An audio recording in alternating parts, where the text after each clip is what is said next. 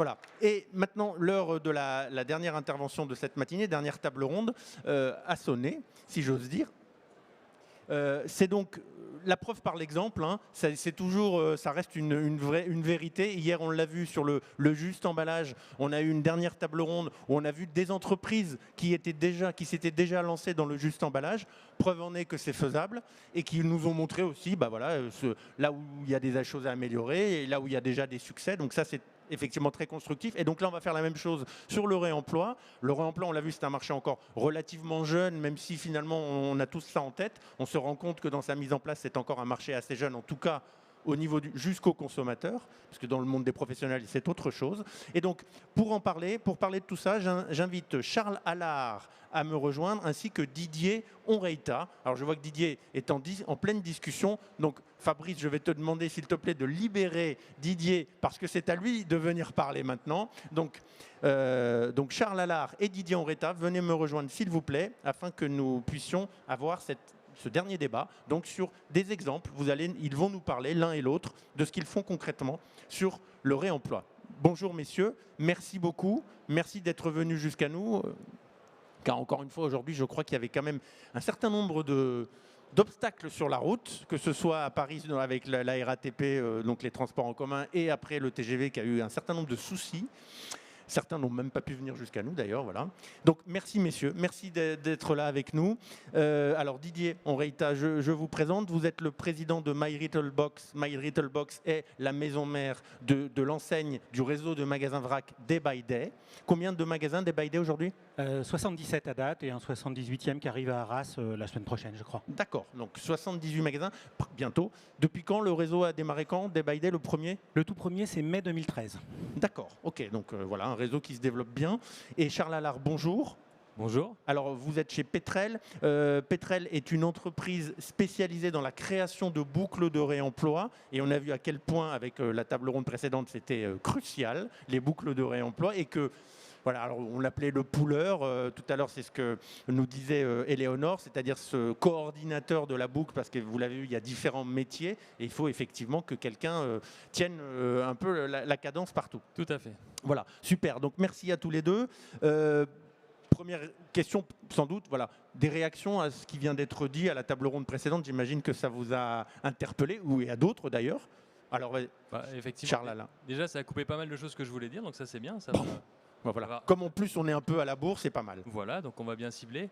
Et effectivement, c'est vrai que ces sujets, c'est pour ça aussi que Petrel a été créé au départ, notamment au départ pour accompagner Carrefour dans la mise en place d'emballages réemployables dans l'e-commerce avec Loop, mais également se diversifier. Et c'est vrai qu'on s'est rendu compte que les sujets tournaient souvent en rond, hein, le mot était dit par Emmanuel, et qu'il y avait souvent besoin de coordination, de mutualisation et de réflexion en amont pour créer des boucles de réemploi les plus efficaces possibles.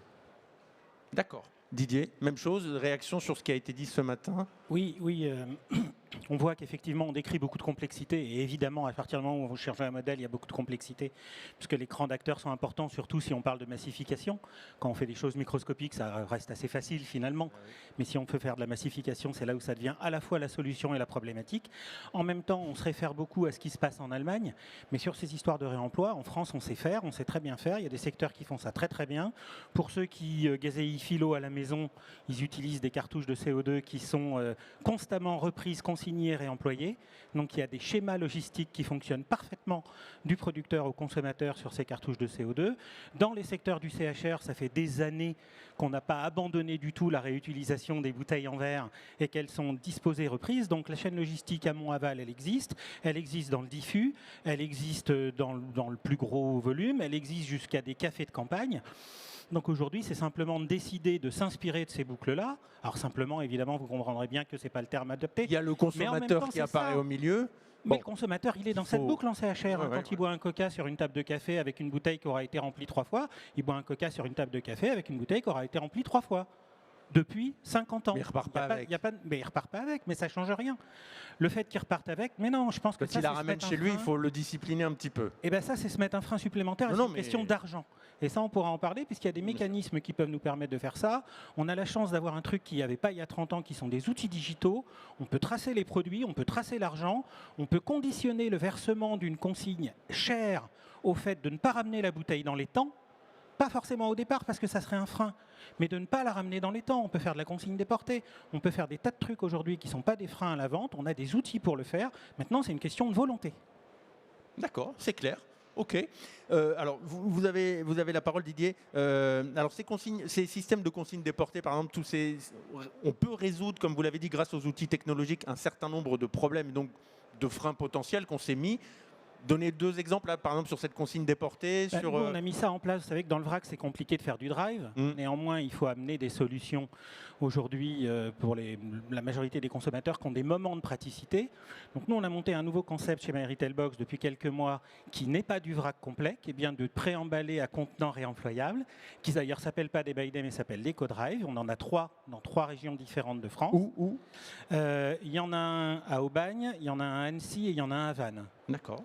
Voilà, donc avec une unité qui est une unité complète logistique sur place, de lavage, de conditionnement, de récupération. Et on a mis en parallèle, on a développé en parallèle de ça, un système de consigne, puisque quand le client fait sa commande de drive, on va lui dire pour chaque contenant qu'il va prendre quel est le montant de la consigne qui sera supposément en situation de verser s'il ne ramène pas le contenant dans les 30 jours. D'accord. Et ça, c'est enregistré, c'est comptabilisé, il est identifié, on a une empreinte bancaire en ligne, on ne lui prend pas un centime jusqu'à 30 jours. Et à partir de 8 jours, on lui écrit tous les 3 jours en lui disant on ne veut pas prendre ton argent, on ne veut pas prendre ton argent, on ne veut pas prendre ton argent. Viens le chercher. Viens ramener tes contenants. Bon, pour l'instant, on est à 98% de taux de retour en moins de 15 jours. Donc un système effectivement déporté, donc il n'y a pas de problème de trésorerie. Donc, le consommateur n'avance pas les sous, ils ne sont pas prélevés sur son compte. Je ne suis pas obligé de filer 30 ou 40 balles à un commerçant parce que j'ai des contenants dans la poche. Parce que quand on additionne les contenants, ça peut faire vite. La valeur qui est en face est suffisamment incitative pour me dire que je vais quand même les ramener, sinon quand on va me les prendre, je vais pleurer pendant 3 jours. Et vos messages aussi. Et derrière, on l'incite à lui dire je ne veux pas prendre ton argent. Donc voilà, on ne se fait pas oublier, tout est identifié, tout est tracé, 98% de retour en moins de 15 jours. Ah oui, effectivement, intéressant. Juste une question, ce système de drive, c'est évidemment, j'imagine que c'est vous qui assurez la préparation de commandes. Le consommateur vient chercher des commandes prêtes dans des contenants réemployables. Exactement, on a mis une unité locale de conditionnement lavage et mise à disposition, et donc tout est fait sur place. Et de prépa de commande, absolument. D'accord. Ok, c'est clair. Oui, vous vouliez ajouter quelque chose peut-être, Charles. Dans cette réflexion de dire en amont, il faut réfléchir à tout. Et effectivement, éco-concevoir les contenants, c'est très bien. Éco-concevoir les systèmes, c'est encore mieux. C'est ce qu'on a vu juste avant. Et cette notion de qu'est-ce que je vais faire payer quand? Est-ce que je vais faire payer ou pas? Est-ce que c'est au final la consigne quand on rend? Est-ce que c'est juste un reward, une récompense, une information qu'on donne? Tout ça, effectivement, réfléchi en amont, comme ça a été fait dans le cas du drive, permet de mettre en place le bon système de consigne.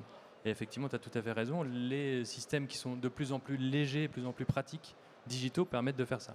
Oui, effectivement, c'est une hypothèse qu'on n'avait pas évoquée encore.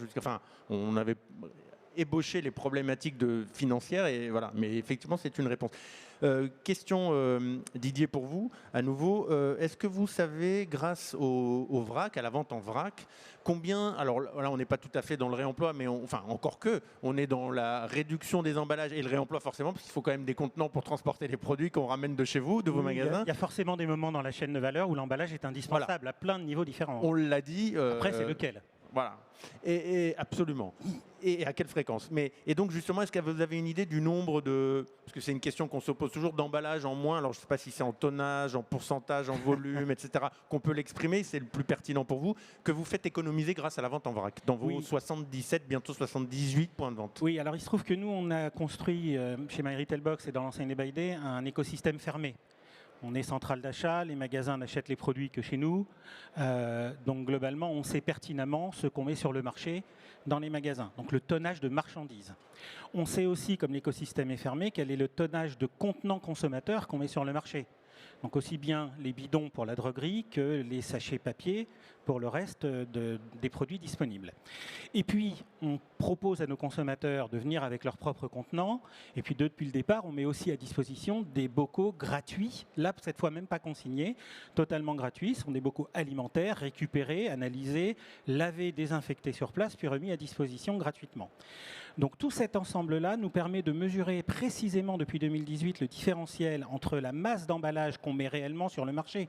Quand j'expédie un carton de 22,68 kg de noix de cajou C'est des poids un peu bâtards, c'est comme ça. C'est les poids standards. C'est le poids vers le noix de cajou, c'est 22,68 kg. Je sais combien j'ai de masse de carton pour ces 22,68 kg, et donc je sais combien j'ai de carton par kilo de noix de cajou que j'ai mis sur le marché. Et puis je fais le comparatif chez le même fournisseur de son paquet habituel de 100 grammes, et je sais donc de sortie d'usine à poche du consommateur, puisque je réinjecte bien mes sachets Kraft en masse. Oui, vous ne biaisez pas les chiffres. On ne biaise pas, parce que si je ne mets pas dedans Oui. mes sachets Kraft, Ça à la facilite, fin, c'est clair. mon chiffre, il n'est pas juste. Oui. Donc, comme je suis centralisé là-dessus aussi, je sais précisément la masse de sachets Kraft, et ça, je le moyennise. Pas l'étudier produit par produit, ça serait totalement ridicule, mais je le fais sur la masse et je le moyennise. Et donc, la mesure que l'on fait aujourd'hui, c'est qu'on évite de mettre en marché 72% de la masse d'emballage aujourd'hui. 72 72%. Alors, Oui. à notre échelle, c'est dérisoire, on est une micro-crevette de la distribution. Mais à l'échelle de la distribution en France, on parle en millions de tonnes. Ah oui, facile. En millions de tonnes. Je vois Charles qui approuve. Effectivement. Ouais. Et on pense qu'en travaillant sur l'amont, et Charles en a une expérience récente, on montera dans le temps jusqu'à 85-88%. On n'ira Alors pas au-delà. l'amont, hein, je On n'ira pas précise, au-delà. c'est effectivement ce qui se passe de l'industriel au magasin. On est bien Absolument. d'accord. Hein. Ouais. Parce que là, on parlait du magasin chez le consommateur. Voilà, aujourd'hui, on est en sortie de chez l'industriel, mais ça sort de chez l'industriel dans du sac Kraft ou dans du carton volumique, mais pas encore en big bag. Puis, voilà, et ça, c'est plus l'expérience qui l'objet, a été menée. Mais en travaillant aussi sur ces sujets-là en partie, on va pouvoir monter aux 85-88%. On ira difficilement au-delà, mais ça sera déjà pas mal, parce que 85-88% de réduction, ça veut dire qu'aujourd'hui, la capacité de recyclage française devient excédentaire, C'est là le où elle est niveau pénurique. de l'immunité collective, quoi. Hein, voilà, c'est le chiffre en ce moment modèle, autour de 88, on est très bien. On est pas mal. Juste une petite question pour vous, rapide, Didier. Est-ce que vous avez une idée du pourcentage, enfin, alors je ne sais pas si c'est en nombre de consommateurs ou en pourcentage de contenants, rapporté par les consommateurs depuis chez eux et ce qu'ils prennent chez vous, donc les sacs Kraft, les bocaux verts dont vous nous avez parlé, Ouais. c'est quoi le Alors, pourcentage? en moyenne, chez nous, ils ramènent sur le nombre d'articles pesés. Il y a à peu près 35%, 35 à 40% des articles qui sont pesés dans des contenants consommateurs, dans des contenants rapportés Donc, par les ils se consommateurs. servent beaucoup chez vous quand même. Ouais. Et après, il y a une vraie différence entre un néo-consommateur. Il faut se souvenir que contrairement à ce qu'on pourrait penser, 80% des nouveaux clients rentrent par la réduction de la quantité et pas par la réduction de l'emballage. Oui. Non, c'est quand même Non, un mais c'est chemin juste, intéressant ouais, à le entendre. gaspillage, ouais, ouais. Voilà, par le gaspillage. Et donc, chez un néo-consommateur, en général, il prend 90-95% de contenants Sur place. Et puis, au plus il devient un consommateur mature et qui transfère l'intégralité de ses achats sur le vrac, ou en tout cas dans tout ce qu'il peut trouver, au plus il va prendre des contenants personnels. Et au bout d'un moment, la courbe ne s'inverse pas complètement, parce qu'il y a des tas de moments où il sort du boulot, il a oublié ses contenants, d'où les contenants gratuits, réemployables. Mais on arrive à avoir sur un consommateur mature 75% Ouais. de ses contenants personnels à peu C'est pas près. mal, Ouais, ouais. ce qui est pas mal. Merci. Alors Charles, même chose. Alors, voilà, Didier vous a déjà tendu la perche, si j'ose dire. Vous avez monté une expérimentation cette année, un pilote avec Réseau Vrac, je crois. Exactement. Voilà. Alors les contenants amont. On parle de contenants amont, c'est-à-dire entre l'industriel et le magasin. Et là aussi, est-ce que vous pouvez nous raconter rapidement et nous dire quels sont surtout les enseignements de ce pilote, cette Bien expérience? sûr. Alors d'abord, moi je suis très mature parce que je suis à plus de 75% de contenants que je ramène moi-même. Mais effectivement, ce projet s'appelle le VRAC et il est né de constatation et de réflexion avec le réseau VRAC, de se dire effectivement il y a des efforts qui sont faits par les consommateurs, qui sont bien être évoqués par Didier, pour ramener leurs propres contenants et diminuer les. Par contre, en amont, effectivement, entre les industriels, fournisseurs et les magasins de VRAC, c'est pas le cas. Il y a encore beaucoup d'emballages à usage unique. Et même si c'est, on peut le dire, parfois transparent pour les clients, ben on face à des gens engagés dans le réseau VRAC qui, eux, ont dit non, il faut trouver une solution pour réduire ces emballages-là. Et c'est comme ça qu'on a monté le VRAC. Le principe, c'est de se dire, ces emballages qui vont arriver en magasin, qui sont partis de l'industriel, on va essayer de changer la donne et de livrer les épiceries en bacs réutilisables, donc qui sont conditionnés en amont. Donc l'industriel, au lieu de livrer directement l'épicerie, va livrer un centre qui sera constitué de plusieurs opérations. effectivement, qui va mutualiser plusieurs fournisseurs et qui lui va avoir pour rôle de prendre des contenants de grande capacité, on parlait de Big Bag par exemple, de les intégrer dans des bacs réutilisables pour livrer directement les épiceries, qui elles vont recevoir des bacs réutilisables, donc plus de déchets, plus d'emballages à usage unique, pour remplir le trémie et servir les clients. Et ça, on a pu le faire effectivement avec beaucoup d'acteurs qui ont chacun apporté leurs compétences. Il y a eu FM Logistique sur la partie stockage, distribution et remplissage. Combien d'acteurs ont participé? Il y en a eu 6 en tout. Donc la partie. On peut les citer ou pas? Bien sûr, il y a FM Logistique sur la partie donc, réception, stockage, remplissage des bacs. Il y a la Speed Distribution sur la partie transport. Ça aussi, c'est un point important. On parlait de réseau, j'en reparlerai ensuite sur la partie e-commerce, mais c'est important d'avoir un réseau qui est capable de livrer et de récupérer en même temps pour optimiser et les coûts et la partie écologique. Il y a eu beaucoup de fournisseurs. Il y a 6 fournisseurs qui ont participé également. Donc, je disais 6, en fait, c'est plus si je compte les fournisseurs. Oui. 9 épiceries. Donc les industriels, quels étaient les industriels qui ont joué le jeu, qui se sont prêtés au test? Alors je les ai plus tous en tête, mais effectivement il y avait pas faire de jaloux. Voilà, épicerie salée, épicerie sucrée, des produits secs, etc. Et sur la fin de la boucle, il y avait également Pandobac. On a vu tout à l'heure. Oui. Sur la partie lavage des bacs, retour des bacs et réutilisation. Et ça, en boucle, on va dire en boucle fermée, pour éviter donc ces emballages à usage unique entre les industriels et les épiceries. Combien de temps le test a duré? Le test a duré 6 mois. Opérationnellement, il a très bien fonctionné. Donc une bonne période, oui. Exactement, on a eu des très bons retours. On va dire que les éléments principaux, c'est comme ce qui a été dit avant, il fallait faire des choix. Donc les éléments principaux qu'on voulait vérifier, c'était d'abord la sécurité alimentaire et la conservation des produits. Si on n'a pas ça, c'est même pas la peine de faire le projet. Et ensuite, la praticité et pour la partie préparation et pour la partie réception en magasin. Et ça, pour ça, on a utilisé aussi des outils digitaux pour avoir des réponses les plus précises possibles sur le ressenti des épiceries, quand elles reçoivent, quand elles ouvrent, quand elles mettent les produits, etc. Et alors? Et sur la qualité des produits. Quel a-t-il été? Alors sur la partie opérationnelle, on a eu des très bons retours des épiceries, qui sont vraiment la différence. Et encore une fois, ils sont très engagés, donc ils sont satisfaits de participer de projet. Sur la qualité également, sauf sur un produit spécifique, mais bon, voilà, à 95%, c'était des retours positifs. Et après venait la partie bilan économique et écologique, évidemment, qu'on devait garder.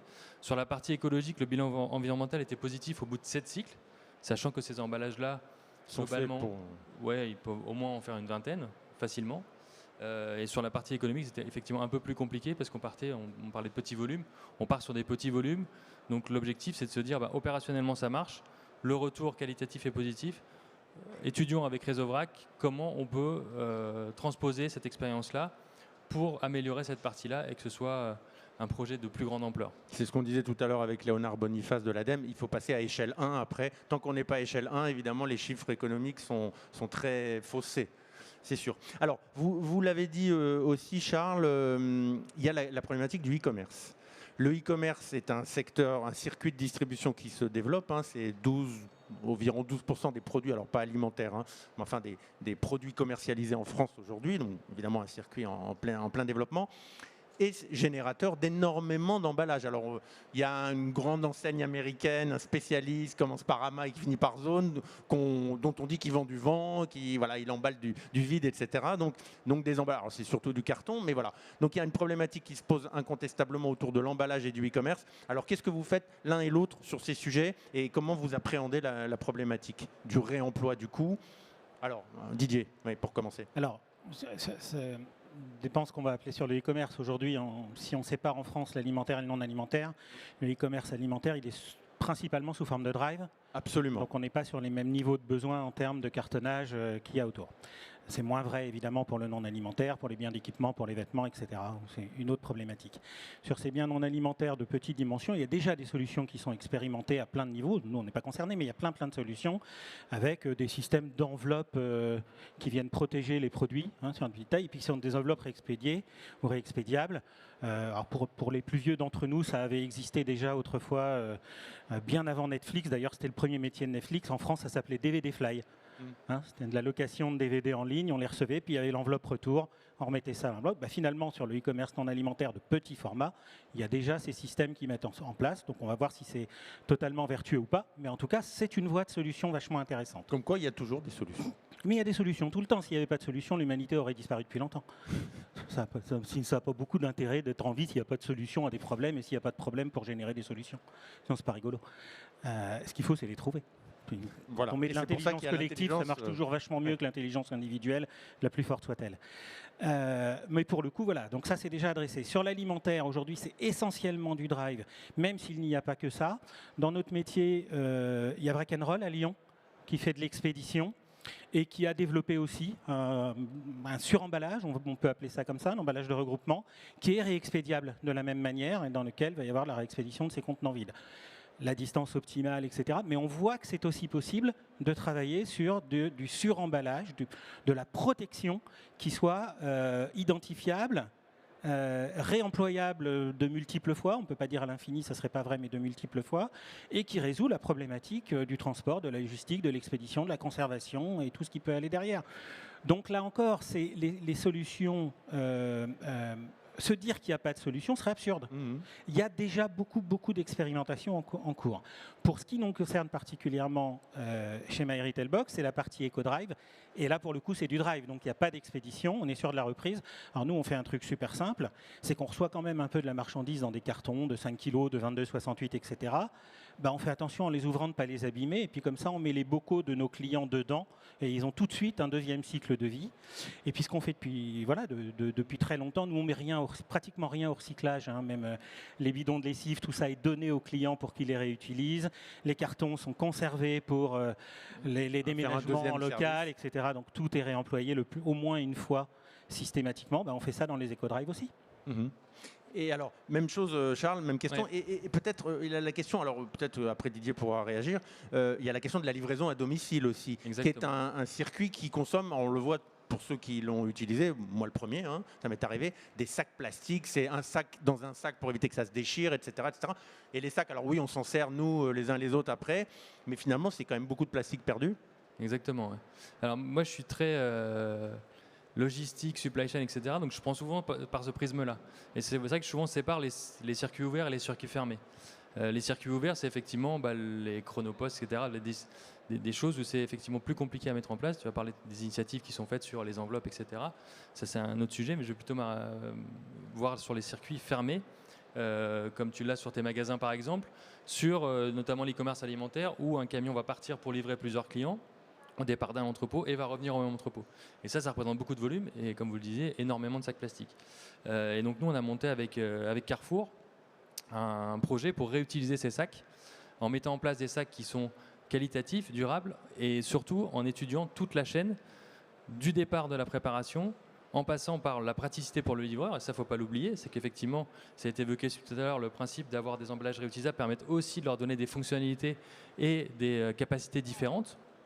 Et donc le principe, c'est que le client qui est livré en e-commerce par Carrefour en région parisienne et à Lyon va recevoir ses commandes dans des sacs réutilisables avec un message énorme au fond du sac, rendez-moi au livreur, et à la prochaine livraison, il peut rendre ses sacs au livreur.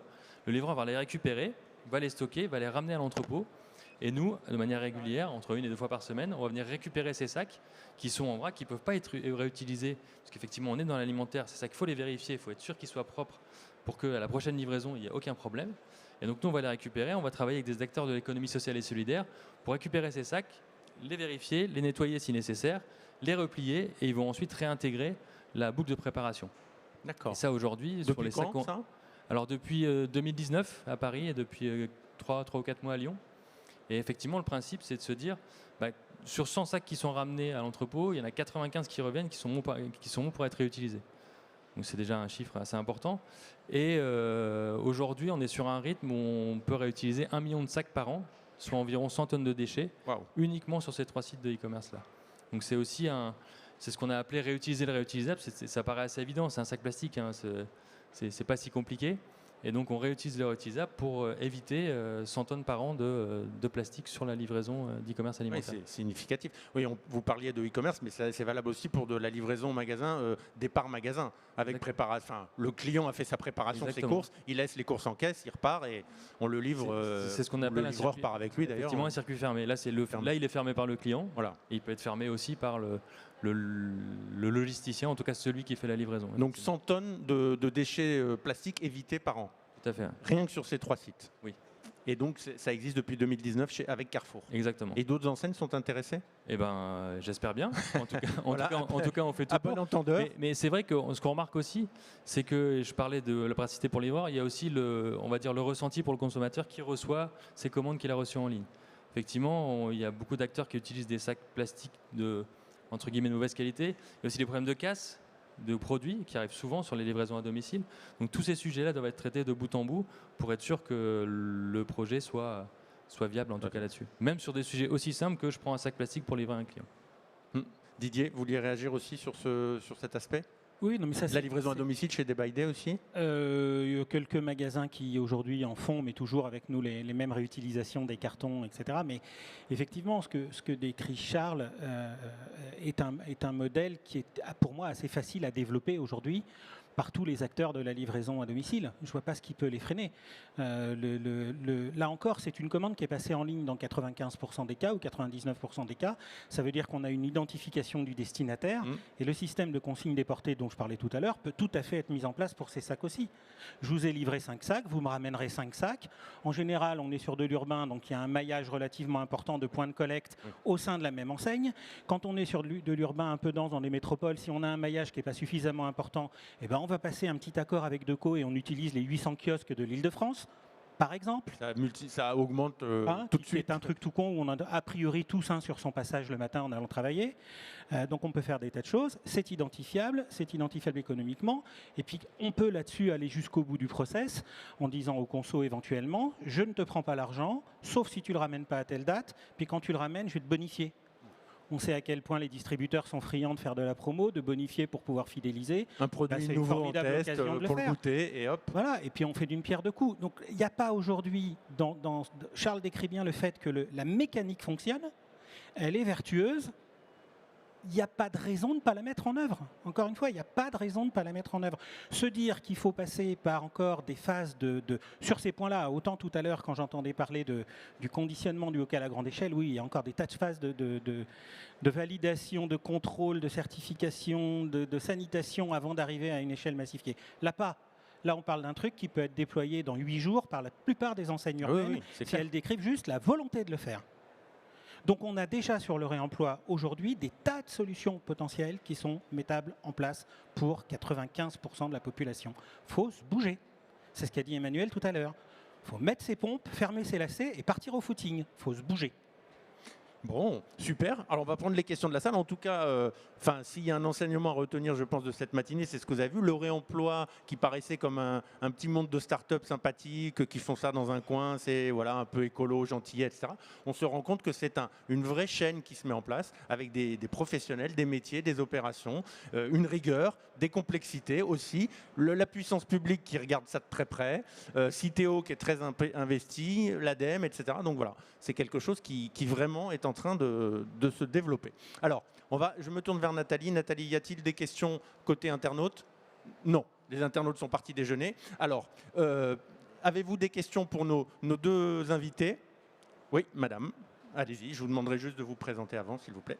Bonjour, Sandra Coteau. J'aurais une question par rapport au nouveau modèle d'EcoDrive que vous avez lancé sur les trois sites. Est-ce que c'est une solution, puisque j'ai compris que c'est un concept avec la logistique, du lavage, etc. Est-ce qu'on pourrait, au vu du nombre de drives en France qui existent, est-ce qu'on pourrait dupliquer votre modèle éco-concept sur tous les drives aujourd'hui pour aller effectivement...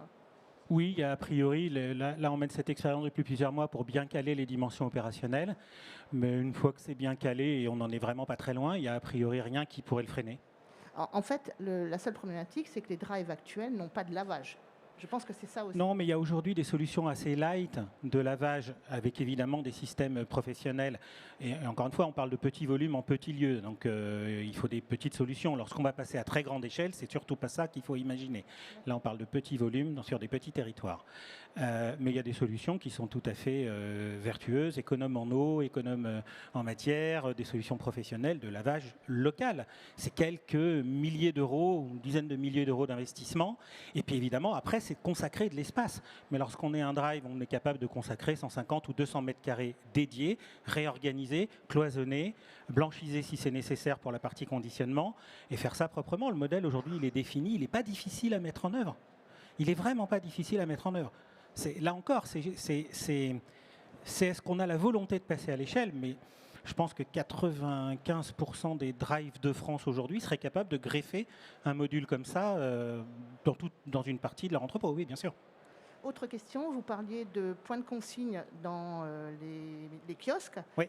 Aujourd'hui, il y a un réseau et un maillage extrêmement important des points relais. C'est-à-dire où on peut... Typiquement, ça serait aussi une des solutions qui pourra accueillir ce type de consigne. Oui, absolument, mais ça rejoint ce qui a été dit dans d'autres tables rondes tout à l'heure aussi, c'est-à-dire que de penser qu'on va apporter des solutions globales de manière verticale comme on l'a fait traditionnellement, ça n'a plus de sens. Aujourd'hui, c'est l'horizontalité de la réflexion et donc l'association d'un ensemble d'acteurs qui tous ont une spécificité qui permet rapidement ces passages à l'échelle et cette massification qui a du sens. Donc s'associer avec les points relais, partager des systèmes d'infos, s'associer avec les kiosques, partager des systèmes d'infos, mettre tout ça dans une communauté et après on se démerde pour le modèle économique. On va bien trouver, on est assez malin pour ça. Mais ces acteurs existent, ils sont en place et ils sont des milliers. Et dernière chose concernant... Mais la Poste, pardon, oui. La Poste. Ah oui. On est d'accord. Il Il y avait Chronopost qui était évoqué, c'est la Poste qui a le même engagement. Un point que je voulais soulever par rapport au déploiement qui a été fait sur Carrefour. Alors moi je suis de Paris, effectivement, la LAD je connais les sacs Carrefour. Ça a été, bon, avec le Covid, ça n'a pas été facile de retourner parce que les livreurs ne pouvaient pas récupérer les sacs. Ouais, pendant 4 à 5 mois. Voilà, c'était vraiment Là, c'est compliqué. une situation malheureuse, enfin très particulière, on l'espère. Oui, mais vous avez raison. Mais le problème était réel, c'est-à-dire qu'on avait des sacs qui étaient très volumineux, contrairement à la concurrence, Leclerc, pour ne pas le citer, sur l'île de France. Et Leclerc faisait effectivement des sacs vrac, des sacs en craft, excusez-moi. Et quand vous dites qu'aujourd'hui, si votre modèle il est éprouvé avec Carrefour, il faudrait plus qu'à le déployer dans d'autres enseignes. Alors je serais ravie effectivement que d'autres enseignes puissent suivre l'exemple de Carrefour parce qu'effectivement chaque enseigne aujourd'hui ne fait pas collectif. C'est-à-dire qu'aujourd'hui on a un vrai souci, ils ne jouent pas collectif sur des engagements qui sont extrêmement importants, où il y a une responsabilité ou un sac à un moment. Et Carrefour a fait une dernière initiative à la radio qui était extrêmement salutaire, c'est qu'il a dit, et dans les magasins, il communique en disant quel que soit le sac plastique que vous avez de Casino, de Leclerc, de Auchan, etc., vous pouvez revenir faire vos courses avec. Et ça, je trouve une excellente initiative, parce que clairement, ça prouve que c'est un engagement et c'est une responsabilité de chacun. Voilà, merci. Voilà, c'est dit. Mais enfin, déjà, les distributeurs n'adhèrent pas à la même fédération, alors c'est dire s'ils sont prêts à partager les sacs plastiques. Non, mais je m'amuse. Juste pour revenir là-dessus, j'ai quelques points. Sur le côté volume, effectivement, moi, ce que j'ai conseillé à Carrefour, c'est de faire une communication, de faire un do-it-yourself sur comment plier le sac. Si vous voulez, je vous explique après comment, pour qu'il prenne moins de place. Et ensuite, alors je tempère un peu, effectivement. Il y a aussi des problématiques, quand on dit qu'il faut étudier toute la chaîne, il y a aussi des problématiques en amont, c'est-à-dire que nous n'avons pas tous le même outil de préparation, etc., où peut s'intégrer ce type de sac-là. Mais ça on peut passer outre. Et effectivement, il y a aussi, pour être totalement transparent, encore des efforts à faire sur le nombre de sacs qui sont rendus par rapport à ceux qui partent. Mais effectivement, ça va dans le bon sens et on espère. Et dernier point aussi, il y a même des enseignes qui consignent les sacs pour recyclage. Monoprix, par exemple, consigne les sacs 10 centimes, il les récupère et il les recycle. Alors, ce qui est une bonne première étape parce que c'est une filière qui est beaucoup plus claire, sûrement plus efficace. Mais en tout cas, quand tu disais c'est possible, c'est même consigner des sacs pour recyclage. Donc effectivement. Et vous, dans votre cas, il y a une dimension sociale en plus. Oui, tout à fait. Ouais. De retour à... Alors, madame, une précision à apporter. Je voulais juste rajouter aussi un point important, c'est que le contexte du Covid va malheureusement nous amener à être en pénurie de sacs. C'est-à-dire qu'aujourd'hui, on a déjà des problèmes de sacs plastiques. Donc, à plus forte raison, je pense que d'avoir à l'idée de ramener son sac, de le réutiliser, ça ira dans le bon sens parce que du papier craft, il n'y en a plus. Et du sac plastique, ça va être très vite pénurie. Mais le papier coûte 30% plus cher. Très bon point, c'est ce qui a lancé le projet au départ. Ouais. Pénurie en 2019. Et donc, ça a accéléré le projet pour effectivement utiliser sacs et arrêter d'utiliser des grands sacs poubelles transparents qui mettaient sur le dos pour livrer, effectivement. Une dernière question peut-être pour nos intervenants. Avant qu'on les libère et que vous soyez libres d'aller, encore une fois, je vous y réinvite au fond du salon sur la ligne de réemploi pour un petit cocktail et puis pour voir la ligne surtout fonctionner en vrai. Voilà, et vous pourrez poser vos questions en même temps. Y a-t-il une dernière question? Le réemploi, c'est clair pour tout le monde maintenant? C'est un vrai marché, vous l'avez compris. Voilà, super. Bon, alors c'est clair. Merci. Didier, Charles, merci beaucoup. Merci pour vos interventions. Merci d'avoir été avec nous. Voilà, on peut les applaudir, super. Voilà. Et merci à vous tous. Merci aux internautes qui nous ont suivis en ligne également. Et je vous invite encore une fois donc, au fond du salon, sur la ligne de réemploi. Merci, bon appétit à tous.